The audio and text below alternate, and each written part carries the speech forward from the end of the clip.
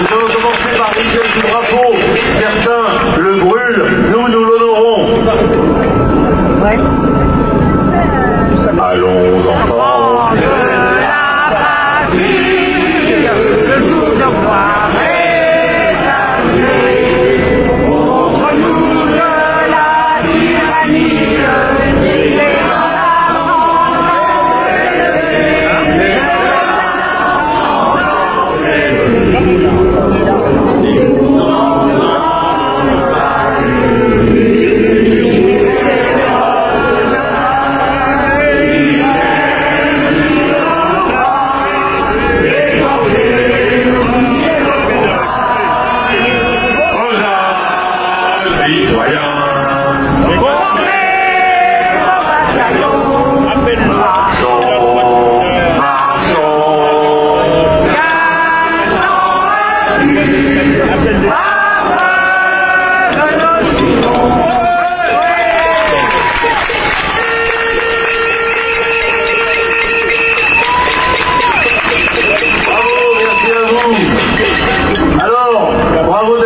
dans ce rassemblement, car l'Omerta continue et nos rassemblements n'ont pas bonne presse et les casserolades en général n'ont pas bonne presse non plus. C'est mal vu. On trouve ça dans les médias de grand chemin, on trouve ça violent, on trouve ça un peu indigne, immoral parfois, et on considère que c'est pas ça le dialogue, la concertation et le baratin qui va avec.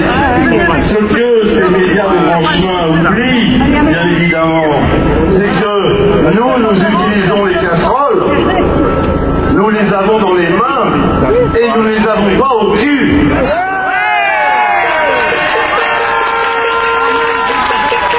Comme beaucoup les ont en ce moment.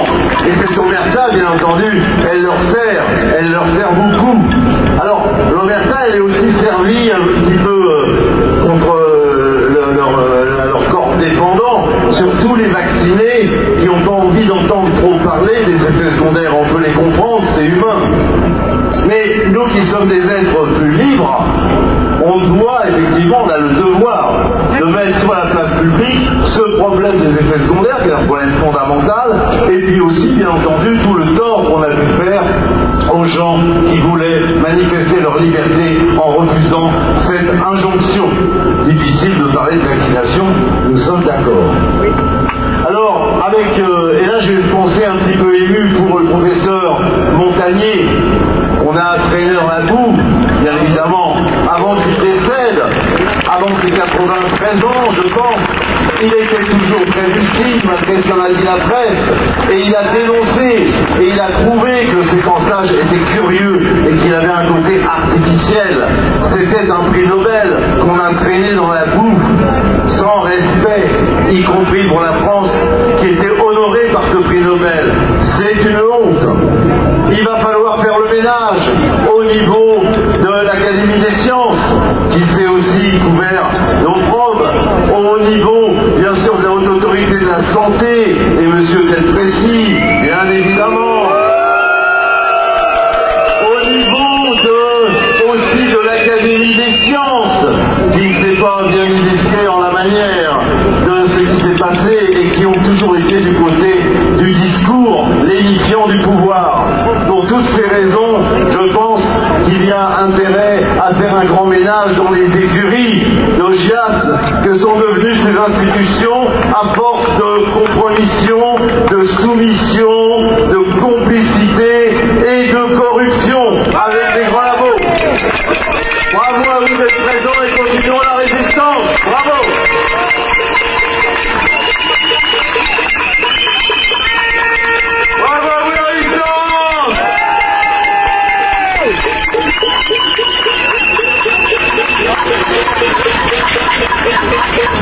Parmi les résistants, nous avons des nouvelles personnes qui prennent la parole, à commencer par une personne qui n'a pas pu être présente physiquement, mais qui nous a envoyé un message.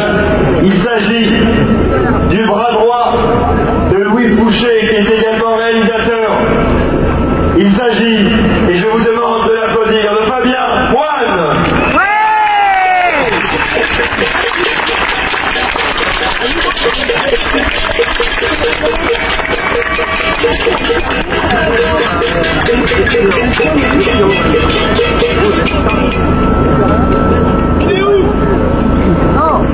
On peut applaudir Fabien Moine.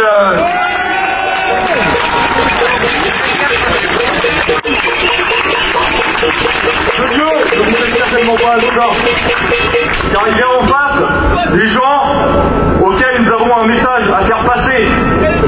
Tout d'abord, nous voulons un débat. On n'en peut plus de ce silence assourdissant du système et des médias sur les effets secondaires post-vaccination. L'évoquer serait considéré comme complotiste. Ce mot, il est utilisé à toutes les sauces par ceux qui n'ont aucun argument pour défendre l'indéfendable. Ces gens-là, ils ont joué avec nos vies, ils nous ont enfermés, ils nous ont obligés à montrer un QR code pour aller au restaurant contre une injection, ils ont empêché des gens de travailler. Par ailleurs, Pfizer a vendu 19,5 € la dose de vaccin, contre moins d'1 € en réalité. Je vous laisse imaginer tout le trafic qu'il y a derrière, un trafic financier. On peut évidemment parler de corruption.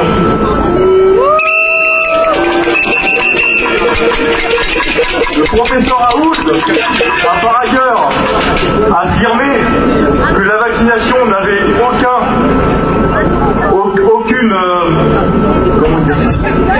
aucun bénéfice. Elle avait bien plus d'effets secondaires chez les jeunes que de bénéfices. Il faut le noter. Pourquoi avoir fait injecter des jeunes, des gens de moins de 30 ans en très bonne santé qui ne risquaient rien? Même les personnes âgées. Il y a des médicaments. Une étude publiée fin 2022 a révélé que on dénombre plus de 1100 décès chez les jeunes sportifs entre 1966 et 2004. Et depuis la vaccination post-Covid, on dénombre plus de 1100 décès. Est-ce le hasard, me direz-vous?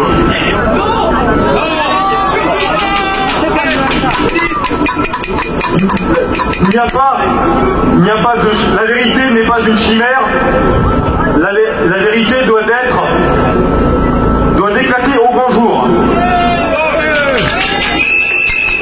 Y compris, notamment, et je terminerai là-dessus, sur l'affaire des SMS avec Ursula von der Leyen et le PDG de Pfizer. Alors, tous ces gens, je pense notamment au professeur Marty et tant d'autres, pour tous vos méfaits, messieurs, il n'y a pas 36 000 solutions, c'est direction la case prison. Ensemble, disons l'Alberta, faisons éclater la vérité au grand jour, vive la vérité et vive la France!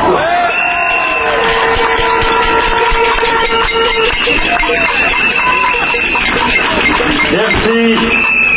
Merci à Guillaume Asselin. Nous allons maintenant écouter quelqu'un qui va s'exprimer à plusieurs titres. Il est des organisateurs de manifestations depuis des années maintenant. Il est référent des Patriotes dans le Val d'Oise et il a été touché familialement et très personnellement par ce traitement honteux qui a été réservé aux Français. Je vous prie d'écouter et d'applaudir Éric Péquet.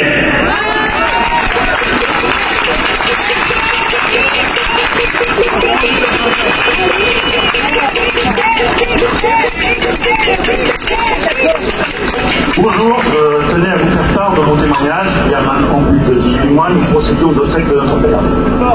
Celui-ci, âgé de 91, a été contraint d'être hospitalisé pour des soins. Jusque-là, rien de grave.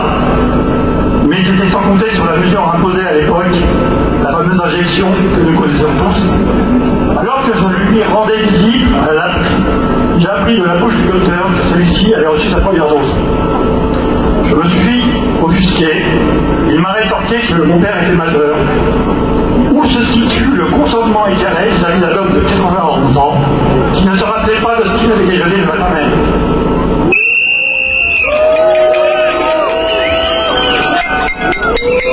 Suite à ma colère légitime, l'accès à l'établissement de soins me fut interdit. Faute de place, forcément. Je remercie tous les patriotes qui m'ont aidé à forcer les portes, ce qui m'a permis de le revoir avant que celui-ci ne décède. Celui-ci est décédé une semaine après sa deuxième dose d'un infarctus. Mais l'histoire ne s'arrête pas là, pas si simplement. Notre mère de 90 ans, sous la pression familiale, s'est faite vacciner. Ils ont réussi à nous diviser au sein même des familles. Elle décéda à son tour un mois plus tard. Un mois. Le délai qui sépare leur schéma vaccinal individuel. Se pose la question de la légitimité de cette contrainte. À ce jour, aucun média n'évoque réellement les effets indésirables et ne compte pas sur les médecins qui se sont fourvoyés médiatiquement. J'ai d'autres exemples qui posent de nombreuses questions sur la véracité de l'imposition de ces mesures. Une tante de mon épouse, 80 ans, crise cardiaque quelques semaines après l'injection. Mon beau-frère, 57 ans, décédé de crise cardiaque en novembre de cette année 2022. Coïncidence troublante. Ma belle-sœur, 54 ans, conseillère en pharmacie. Tenue par l'obligation pour pouvoir travailler, deuxième dose, résultat, cancer fulgurant du sang en phase 3. Et il y a des exemples comme ça, il y en a d'autres. Dans mon village, un commerçant ambulant, 61 ans, sportif, crise cardiaque. Aujourd'hui, il est en insuffisance. Mon médecin traitant, une embolie pulmonaire et sa deuxième dose. Alors nous exigeons qu'il y ait une enquête de santé publique afin de briser ce omerta qui règne. Nous voulons la vérité.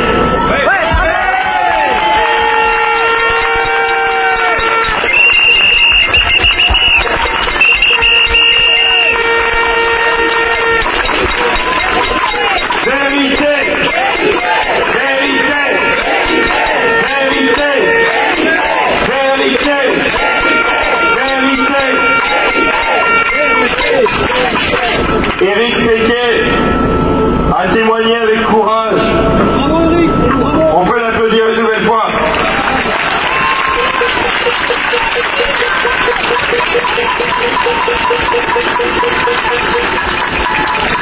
Si nous sommes aussi déterminés, c'est qu'au-delà des exemples de personnes que nous connaissons autour de nous, ou parmi les connaissances de nos proches ou de nos amis, les personnes touchées par ces effets secondaires de traitement imposés par le chantage sont malheureusement légion dans toute la France et malheureusement sur tous les continents. Nous avons avec nous un invité surprise. Il est comédien, courageux aussi, impétueux. Il a participé à la manifestation de l'Union sacrée il y a quelques mois. Je vous prie de faire un tonnerre d'applaudissements à notre invité surprise, Thomas Sérapine.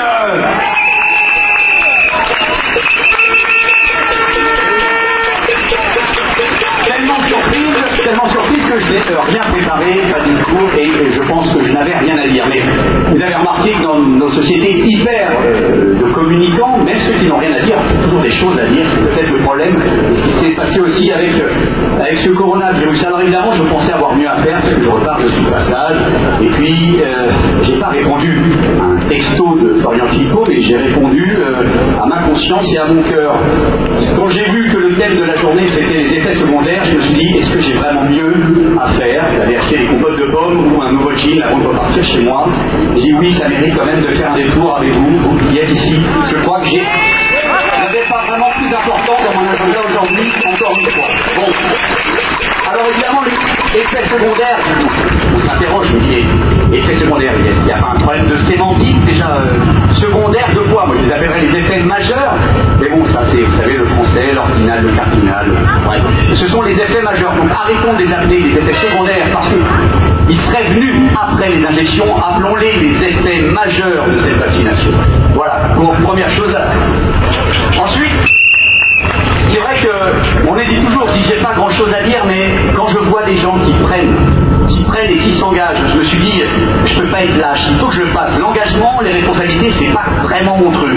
Et puis on se souvient des cours à Cicéron qui disait que si on n'est pas un citoyen engagé, on n'est pas vraiment un citoyen, donc il faut prendre sa part de responsabilité dans les choses publiques. Ben, j'essaie de le faire à un tout petit niveau, et après je me dis, est-ce que je suis dans le camp de la raison, de la vérité? Et je me rassure quand j'entends des gens comme le professeur Gaillet, comme Pierre Chaillot, comme Humlil, comme tous ces gens-là, je me dis, mais ces gens-là, je ne peux pas me tromper. Ma conscience, mon cœur, mes sens ne me trompent pas. Je sais que j'entends la vérité, j'entends les choses, et je les ressens. Donc je suis content de faire partie de ce clan-là, de votre clan. Je suis tellement content parce que j'ai l'impression d'être intègre, et donc je ne mens plus. Donc voilà, ok, je me fais afficher, on se fait avoir, on nous fait de tout, mais peu importe. Qu'est-ce qu'il y a de plus important que d'être aligné avec ce qu'on est, avec ce qu'on ressent? J'ai pas trouvé plus important dans la vie. Alors advienne que pourra, j'espère vraiment que le combat pour la vérité va continuer. Et encore, j'aimerais apporter cette petite chose, c'est que la vérité n'est pas une fin en soi. Je pense que la vérité, et je m'inscris après d'autres comme Anna Arendt qui a dit que la vérité est la condition de l'action. C'est ce qui doit préempter l'action. On part de la vérité pour faire des choses. Alors évidemment, aujourd'hui, on n'en est qu'au début. Il faut aller chercher cette vérité. Mais cette vérité, ça ne sera pas une fin. La vérité, ça sera le début d'une action. Et je pense qu'une fois qu'il y aura la vérité, on pourra vraiment progresser et changer les mentalités. Et changer cette société dans le sens de responsabilité et de quelque chose de plus humain. Et je ne vise qu'à ça. Vraiment, rester dans l'humain. Le reste, voilà. Donc je voulais être avec vous pour vous dire ça. On n'est pas tout seul. On a des gens formidables qui portent ce mouvement. Voilà, suivons-les et croyons-les. Merci à vous. Un immense applaudissement à Thomas Séraphine.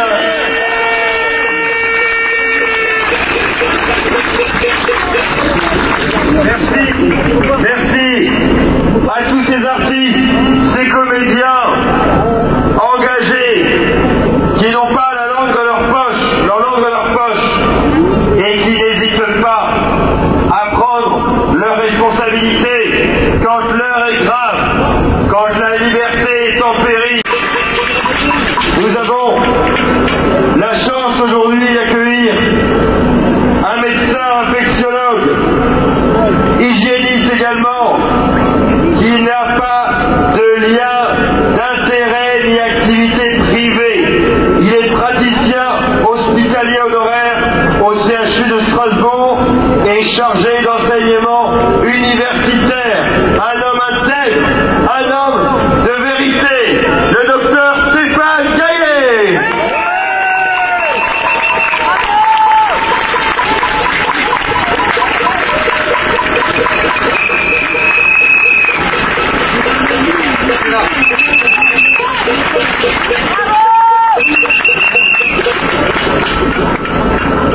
Bonjour à toutes, bonjour à tous.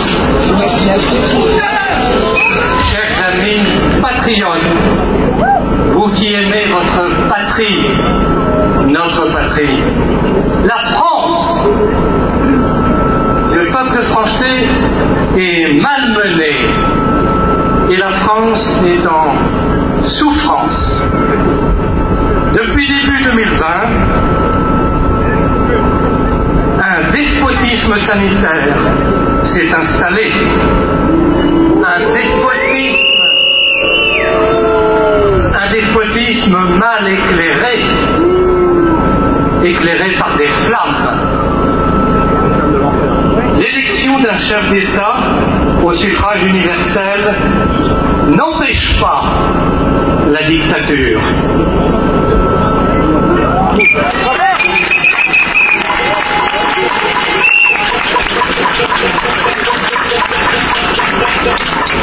Une cascade de contraintes sanitaires nous a été imposée sans réelle justification médicale, au motif d'un état d'urgence sans fondement. Le peuple français a été gouverné par la peur.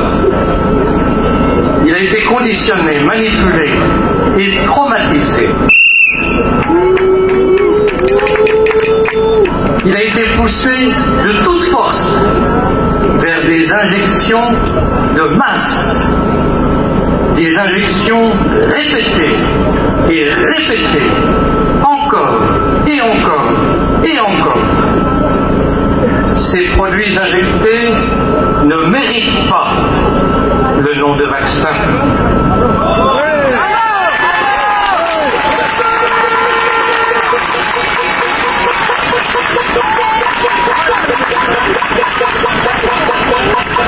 Ils ne fonctionnent pas comme de vrais vaccins. Ils ne fonctionnent pas comme de vrais vaccins. Ils ne vaccinent pas contre la Covid-19. Ils ont été préparés à la hâte au nom d'une soi-disant urgence. Il n'y avait aucune urgence.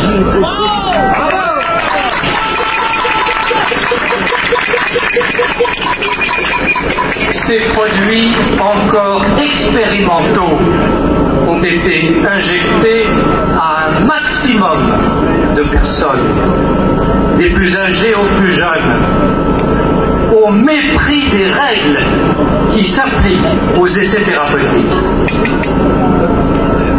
Ces injections n'ont pas protégé les personnes injectées. Des scientifiques savent pourquoi.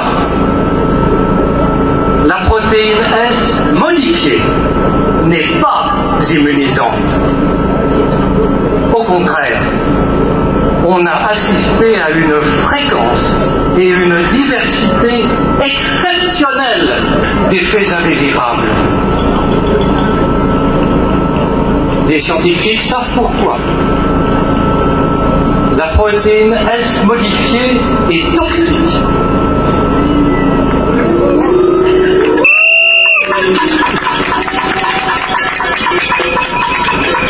Elle suractive et dérégule le système rénine-angiotensine, chef d'orchestre humoral de notre corps. Des effets indésirables, parfois gravissimes, du jamais vu avec les vaccins, avec les vrais vaccins. Le dispositif français de pharmacovigilance s'est montré d'une inertie décourageante et indigne.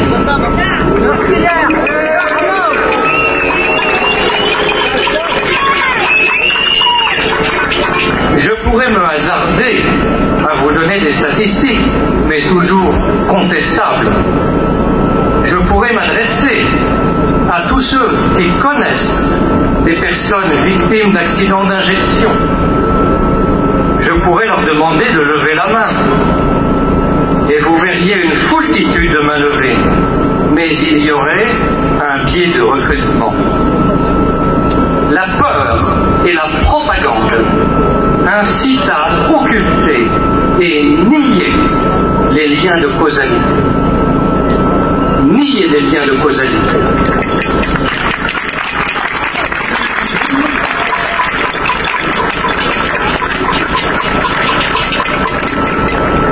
Nier les liens de causalité chez les professionnels de santé comme dans la population générale.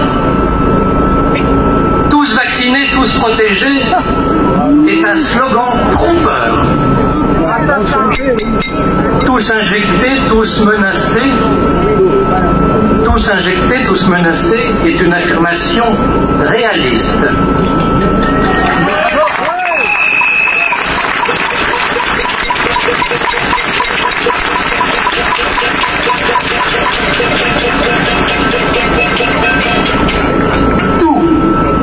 Tous les tissus et organes peuvent être atteints.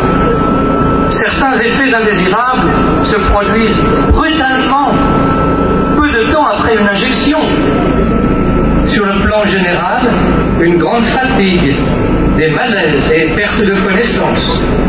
Sur le plan hématologique, des hémorragies, des ecchymoses, des thromboses veineuses, des déficits de l'immunité.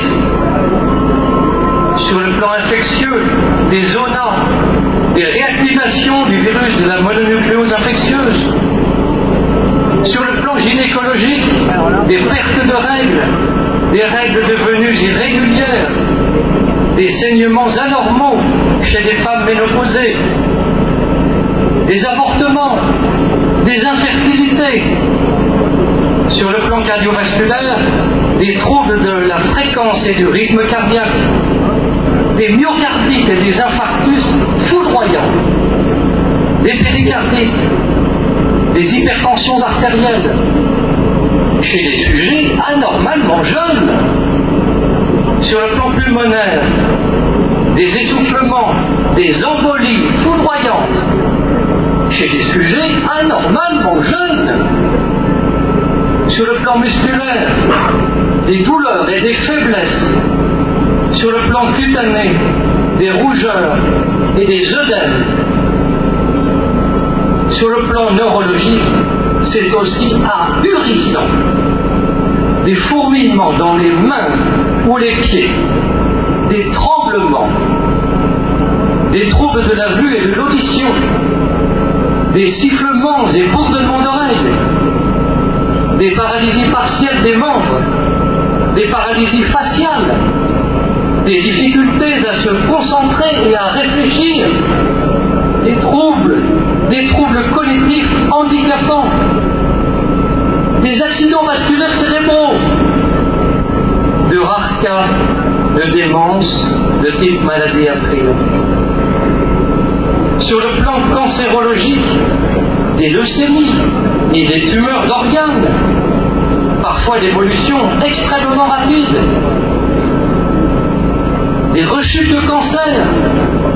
Je ne peux pas citer tous les effets indésirables de ces injections.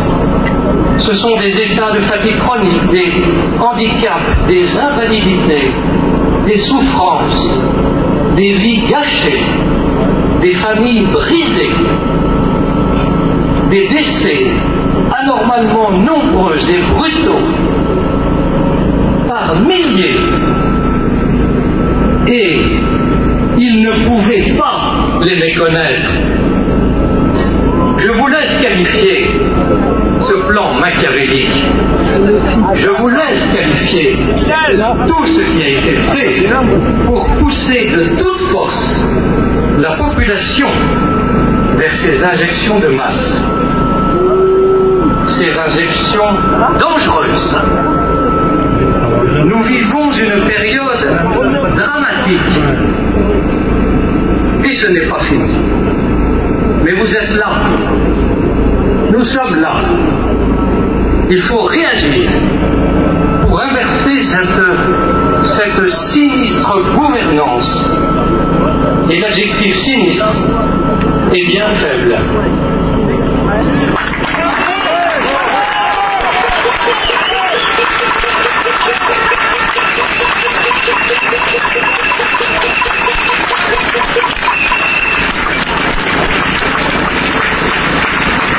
En principe, je terminais. J'avais prévu une petite surprise, mais... Je peux y aller? Oui, oui,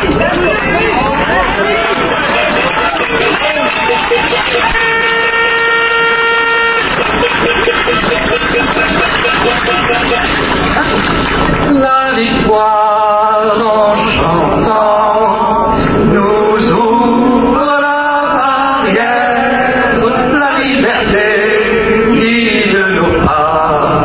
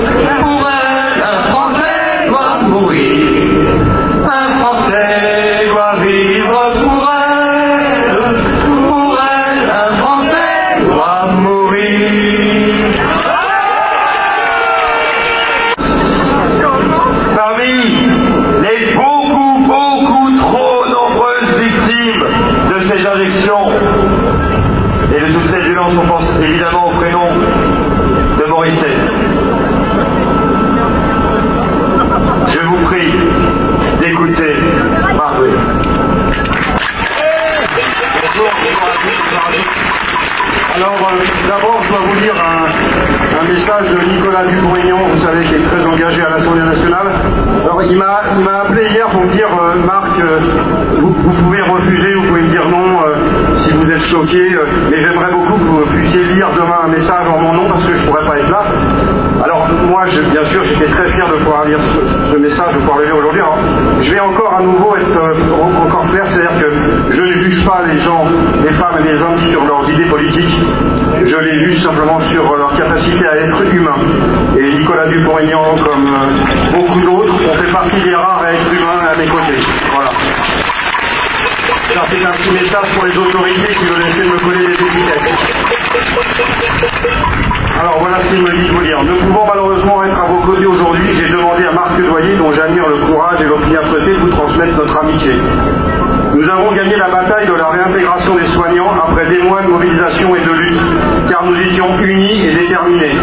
Il reste bien sûr à indemniser celles et ceux qui ont été les boucs émissaires d'un pouvoir corrompu. Les soignants suspendus gênaient car ils étaient le symbole d'une lucidité sur les risques des injections. En décembre 2020, j'avais déclaré sur TF1 que je refusais d'être une souris de laboratoire. J'avais subi alors un déferlement de haine médiatique. Malheureusement, aujourd'hui, les faits nous donnent raison. Je demande depuis des mois une commission d'enquête parlementaire sur les effets secondaires graves de ces injections. Les chiffres sous-estiment l'ampleur de la catastrophe sanitaire et l'immense et criminelle responsabilité des autorités. La situation est dramatique et on ne compte plus les familles détruites par la disparition d'un être cher. Les jeunes, les statistiques de mortalité subite de jeunes sont effrayantes et pendant ce temps, l'omerta continue de s'abattre dans notre pays. La France est devenue la nation du mensonge. Mais comme pour les soignants suspendus, la vérité l'emportera un jour car l'injustice subie est trop insupportable. Nous ne sommes que quelques-uns et au début d'un long chemin, tant nous devons affronter la propagande des puissances d'argent et de l'Union européenne antidémocratique. Mais nous vaincrons ensemble. Merci à vous tous pour votre mobilisation. Je ne lâcherai jamais ce combat. Vous pouvez compter sur moi à l'Assemblée nationale et partout dans le pays, en métropole comme en outre-mer. Je vous embrasse tous.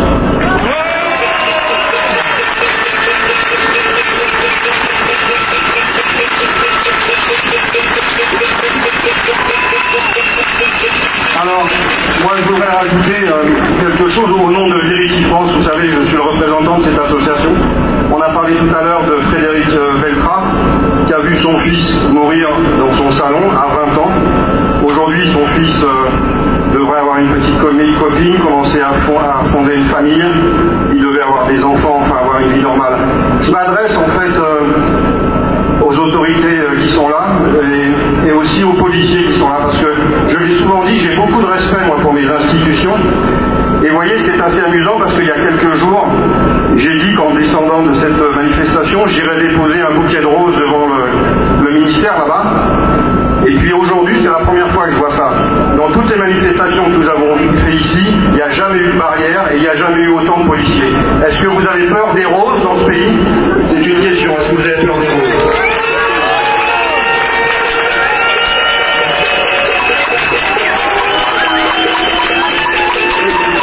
Et puis finalement, je me suis dit que ces roses, elles seraient beaucoup plus utiles et beaucoup plus jolies, même sur la tombe de Morissette, donc j'irai tout à l'heure déposer ces roses sur sa tombe, ce sera beaucoup plus efficace. Et surtout, je ne veux pas les salir devant ce ministère qui n'a rien fait pour moi. J'avais commencé mon action par demander de l'aide à un ministre de la Santé qui s'appelait à l'époque M. Véran.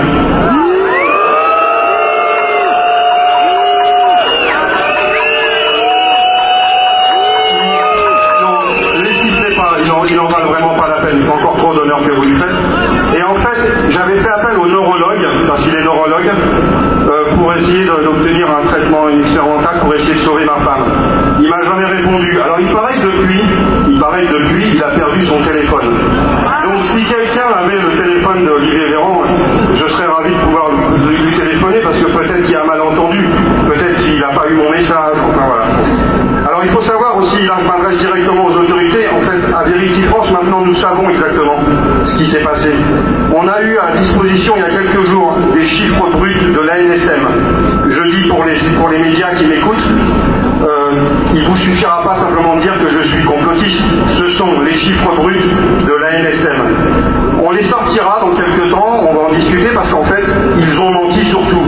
Et surtout, ils ont menti sur la cause principale des décès liés à la vaccination qui sont les décès d'origine inconnue. Voilà, c'est-à-dire qu'en France, d'un seul coup, vous pouvez mourir en masse d'origine inconnue. C'est dans les chiffres bruts de l'ANSM qui ne sont pas communiqués au grand public. Pourquoi? Je ne sais pas, donc on va poser la question. Il y a aussi quelqu'un dans notre entourage qui a eu une expertise médicale. Et on vient de se rendre compte par la voix d'un des avocats que les deux experts qui sont intervenus non seulement ont des conflits d'intérêts avec les labos, mais qu'en plus ce sont des experts qui il y a quelques années ont remis un rapport vantant l'ARN. Donc vous vous rendez compte, on demande à des gens qui ont vanté l'ARN derrière de venir faire une expertise sur des décès liés à l'ARN. C'est juste une immense rigolade. Il faut qu'ils arrêtent de se foutre de nous. Donc je voudrais dire aussi à M. Macron, à son ministre actuel de la Santé, qu'à Vérifie France, vous n'allez pas pouvoir continuer simplement de dire que nous sommes complotistes parce que nous avons des éléments, nous allons les sortir, nous irons en justice, comme j'ai commencé moi de le faire. Je rappellerai qu'il y a une expertise médicale qui a été ordonnée. Et je voudrais rafraîchir la mémoire aux médias que le juge, dans l'expertise qu'il a ordonnée pour le dossier de ma femme, a dit que compte tenu des éléments fournis, il était probable que sa maladie vienne de la vaccination. C'est une grande première, aucun média n'en a parlé. Ils se sont contentés de titrer il y a quelques semaines Marc Doyer, figure des anti-vax, alors que je suis vacciné. Donc, je me demande qui sont les complotistes, mais surtout qui sont les comploteurs. Donc, il va falloir trouver d'autres arguments, parce que maintenant, nous en avons, et nous allons les sortir. Voilà, j'en ai fini, parce que je sens Florian qui trépigne en dessous. Je vais quand même pas être plus bavard qu'un politique, c'est pas possible. J'en profite quand même pour le remercier affectueusement. Je suis arrivé à un point de ma vie maintenant où je m'accroche à tout ce que je peux m'accrocher, à mes enfants, à ma famille, à vous qui êtes là. Je le dis aussi pour là. Posez-vous la question, messieurs les policiers, messieurs les médias, pourquoi Emmanuel Macron, président de la République, qui a poussé tout le monde à se faire vacciner, n'est pas vacciné lui-même? Pourquoi il n'a pas vacciné son épouse? Ça aussi, nous avons à Vérifie France les éléments qui pourront le prouver. Un député, un ex-député de l'ADI, à ma connaissance aujourd'hui, il n'est toujours pas en prison. Donc je vous confirme que M. Emmanuel Macron n'est pas vacciné, qu'il a demandé à tous les Français de le faire, alors qu'il n'est même pas vacciné. Donc messieurs les policiers, messieurs les journalistes, messieurs les militaires, vous avez des familles, vous avez des enfants, vous avez des maris, vous avez des femmes, donc vous pouvez entendre dans mon cri du cœur que ce qui est arrivé à Frédéric Peltrat, de voir son fils le soir même mourir dans son salon, ça aurait pu vous arriver à vous. Donc j'espère que quelque part au fond de votre cœur, vous comprenez notre combat. Merci.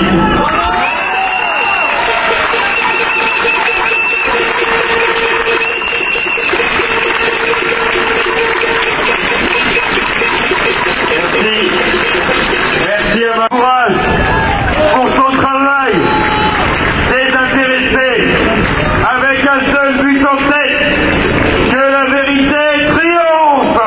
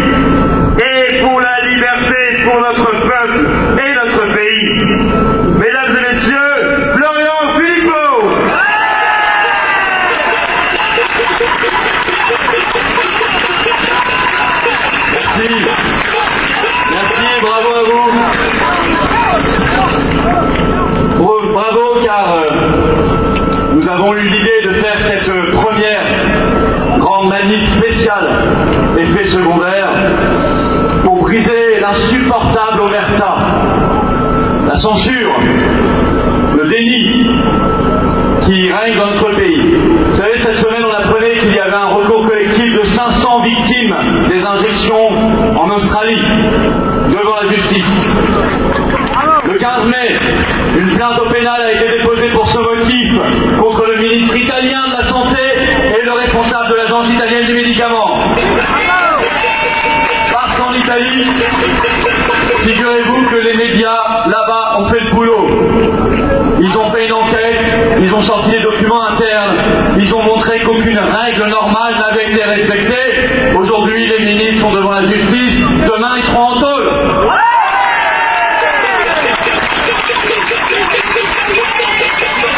Aux États-Unis, commission d'enquête parlementaire sur le sujet, avec des auditions musclées. C'est pas nos petites commissions d'enquête parlementaire française. Pourtant, on ne manque pas ici de bonne volonté, on les a entendus, il y en a d'autres. Des voix alertes, comme Marc Doyer, bien sûr, qui parle depuis des mois dans nos manifestations, avec courage. Et puis toutes les personnes que nous avons, les intervenants que nous avons entendus aujourd'hui, je remercie très chaleureusement. Il y a des médecins courageux, qu'on a vu par exemple récemment au Conseil scientifique indépendant. Je pense à Christian Perron, bien sûr. Je pense au docteur Fouché. Je pense également au regretté professeur prix Nobel Montagnier. Et je pense aux travaux de chercheurs comme Pierre Chaillot qu'on vient d'entendre, ou Alexandra Orion-Côte, par exemple, bien sûr, qui s'est également exprimé plusieurs fois dans les manifs.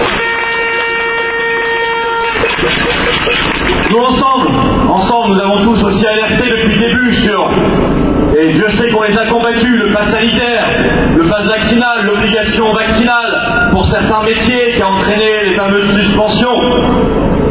Alors, aujourd'hui, les faits sont là. Les journalistes aiment souvent nous dire les faits, rien que les faits. Ben, mesdames et messieurs les journalistes, les faits, vous en avez plein devant les yeux, ça crève les yeux.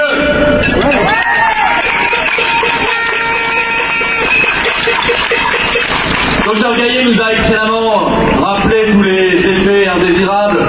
Je ne vais pas ici tous les redire, myocardite, des pertes d'audition acouphènes, des cécités, des paralysies faciales, des AVC, des turbocancers, des récidives agressives, des problèmes de cycle, des maladies auto-immunes, Creutzfeldt-Jacob et tant d'autres, à tel point qu'effectivement on peut se demander si on doit bien parler d'effets secondaires ou simplement d'effets primaires de cette injection. Car on se demande quel est l'effet réel de tout ça, à part ce que je viens de citer. Et puis bien sûr des morts. Ah, les fameuses morts subites de l'adulte. Vous savez, quand vous faites vos lacets, quand vous buvez de l'eau un peu trop chaude, quand vous vous penchez, vous pouvez faire une mort subite de l'adulte. Et on voit énormément de sportifs notamment, qui ont 20 ans, 25 ans, 30 ans, qui tombent raides morts, plus que jamais. Encore une championne française cette semaine, à 31 ans, qui n'avait rien, pas d'antécédent. Alors, mesdames et messieurs les journalistes, les faits, ils sont là, ils sont devant vous. Quand on parle de mort subite de l'adulte, de qui se moque-t-on? C'est tout un édifice, en réalité, de conflits d'intérêts et de corruption qu'il faut bousculer et mettre à terre. Voilà la vraie raison de l'omerta. Ce mot qu'ils détestent que nous prononcions, alors on va le redire, ils sont corrompus.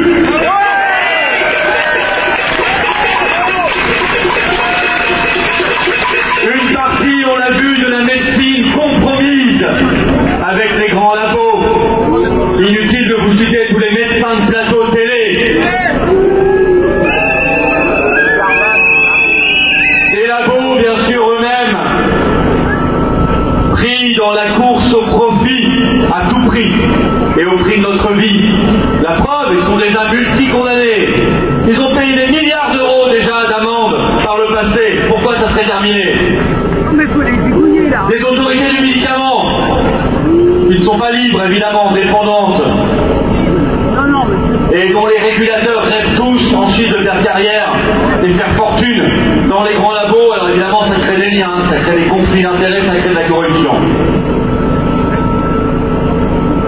inutile de vous parler de l'Agence européenne du médicament qui est probablement la plus corrompue de toutes.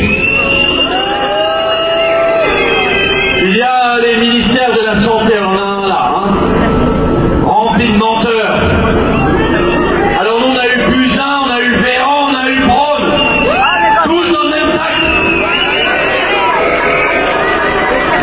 Et un président de la République, le funeste Macron, qui lui aussi a menti aux Français. Ah, il ne devait pas y avoir de passe sanitaire à l'entrée des restaurants, jamais. Ça ne devait pas se transformer en passe vaccinal, jamais. Il n'y aurait aucune obligation vaccinale Covid, jamais. Eh bien on a eu tout ça. Menteur, menteur, menteur.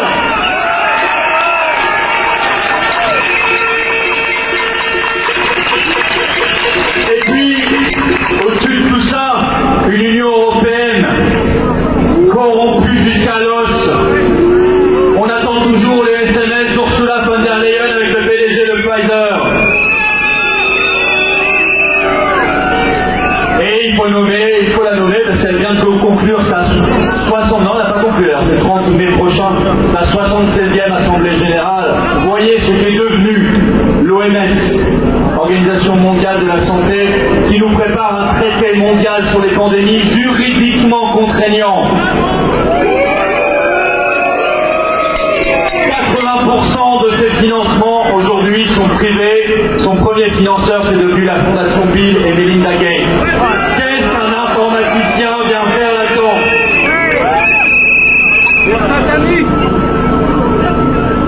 Alors nous, ce qu'on veut, ce sont des autorités sanitaires libérées du poison du conflit d'intérêts et de la corruption, avec des règles bien plus strictes.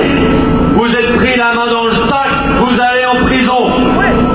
Vous êtes un élu pris la main dans le sac, vous êtes inéligible à vie.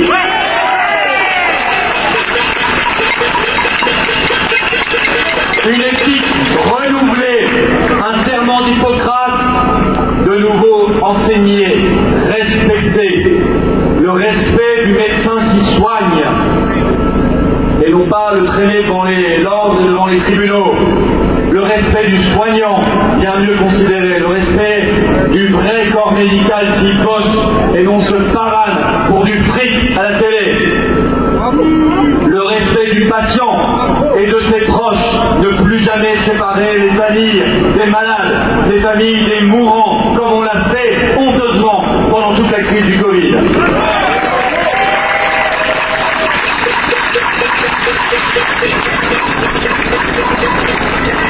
Sur l'Union européenne, il n'y a rien à faire. Ça ne se changera pas. La corruption est dans son ADN. L'Union européenne, il faut juste la quitter.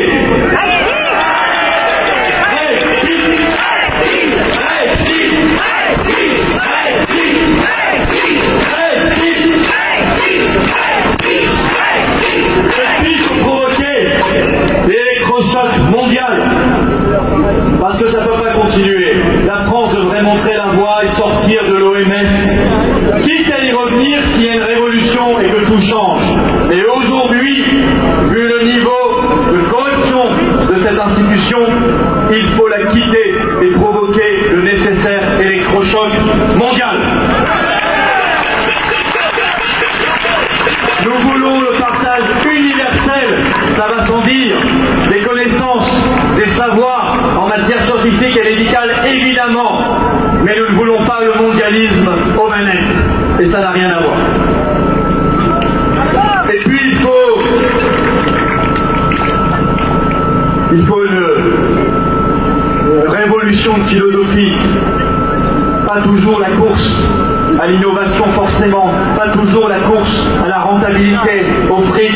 Il y a plein de molécules qu'on peut et qu'on doit réutiliser et on ne le fait pas parce que ça rapporte rien au labo. On ne fait même pas les essais cliniques parce qu'il n'y a personne pour les financer. L'État devrait prendre en charge ça.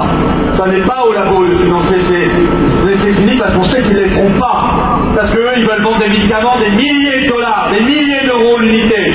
Et c'est bien un problème.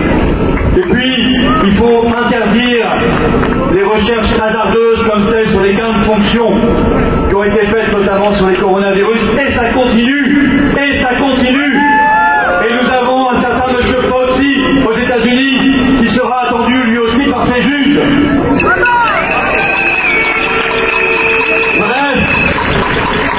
faut remettre de l'humanisme, remettre de l'humain, tout simplement, remettre de la bienveillance, remettre de la probité, de l'honnêteté, ce gros mot, remettre tout cela au cœur du système, remettre le sens de la mesure au cœur des choses. La France, je l'ai dit, pourrait montrer la voie. Pays des arts et des sciences, pays, elle devrait s'en souvenir, pays de la liberté. France belle n'est pas assez rebelle. France belle qui doit être beaucoup plus rebelle. France belle et éternelle qui doit se souvenir qu'elle est un pays libre.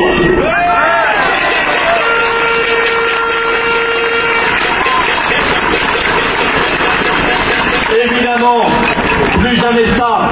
Nous avons le devoir de nous battre, pas que pour nous, pour nos enfants, nos petits-enfants, nos arrière-petits-enfants et toutes les générations qui viendront.